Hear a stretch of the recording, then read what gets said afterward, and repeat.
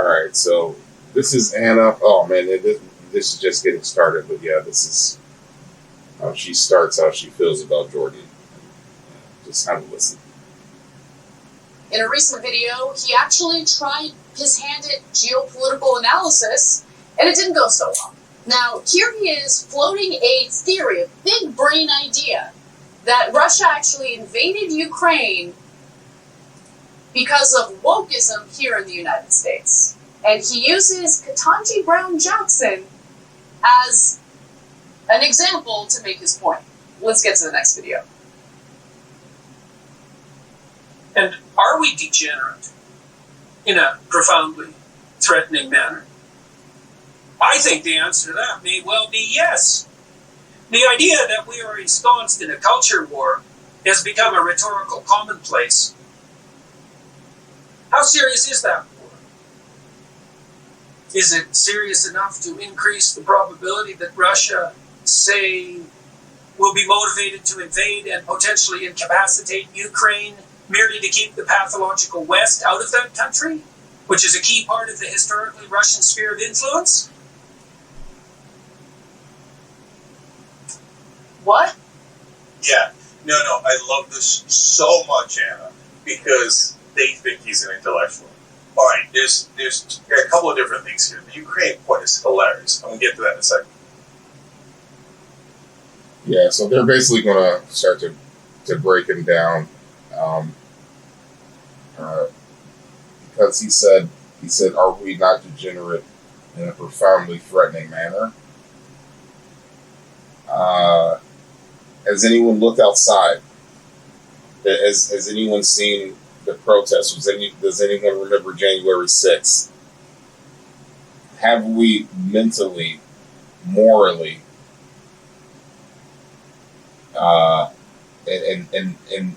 pretty much in any other psychological capacity degenerated to a point that everyone internally seems to be second guessing themselves and fearing the worst, either whether it poses a threat to their own personal ability to live inside themselves and pretend like nothing's going on. That is a threat, while also projecting something to hide that fear, which is any type of movement, almost any type of movement, which has dubious, false pretext. It doesn't come off as anything built to be real and built to last, because it's put out in front. It's a veneer of what's going on. I don't really think there's anyone who thinks there's 37 different genders, but there are plenty of different gender profiles. There's plenty of different people who like different things, and that goes across a wide spectrum. But to then bleed that into the school system, saying if you want to get your shit chopped off at 9 years old, go right ahead. I think there's a real serious problem. So, yeah, have we degenerated in that way enough to affect the rest of the world? I mean, I say absolutely. Roe v. Wade was overturned, and then other countries, because of that decision, decided to put in place laws that protected people as far as abortion. Other countries looking at us decided to do that. Like, there's a lot of people paying attention to us. So whether we understand this or not, or whether we want to agree and hold any type of responsibility, and it doesn't have to necessarily be personal. Just because everyone or a lot of people in this country are doing something doesn't mean you are personally responsible for that happening, but you are in this country, a country that is a part of something that is happening in a bigger way, that is influencing or affecting other countries, and sometimes a negative or positive way. I would definitely say our way is negative, but sometimes, but at this point, other countries are looking at us and literally passing laws so that these things don't get in the way. These don't become hiccups in their country. So to even think that that's not a possibility that we degenerated mentally and societally to the point that we are affecting the rest of the world. We've been touting this for at least the last century, that we are the greatest country in the world. We're number one. You know, we helped these people win this war. Well, by the way, while simultaneously participating and sometimes heading nefarious acts that affected other countries. That, you know, things that are coming out all the time that we did. And as far as how that affects us as the common people, the degenerative part for us is the propaganda that has been put in front of us to fool us, that a lot of people have bought into. And even the ones that haven't, it has still hurt them to see it happening. And it still affects them. I'd like to consider myself one of those people.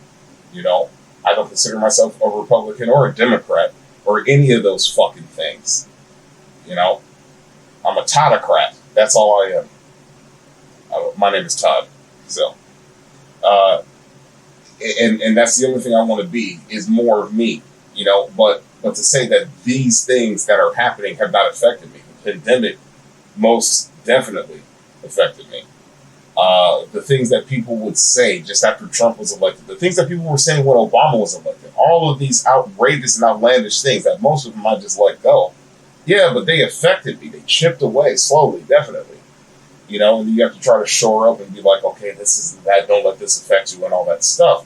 But that's not to say that it does not have an effect. It does. I mean, where are we at? People are literally considering, what's her name, Lauren Boebert and Marjorie Taylor Greene as legitimate parts of Congress and as a legitimate line of thinking when they are literally the fringe. But people are considering them as a legitimate, like, psychological and actually psychological definitely, but like theological and intellectual way of describing where we are and what the right is thinking and all that shit. I even hate saying that shit because fuck the right and left. Fuck them both. Most of those fuckers are crazy. But those two in particular, and a few others, the Ted Cruz's, are definitely out of their fucking minds and shouldn't even be sitting in those seats. And the fact that they are is proof of how degenerated our society has become.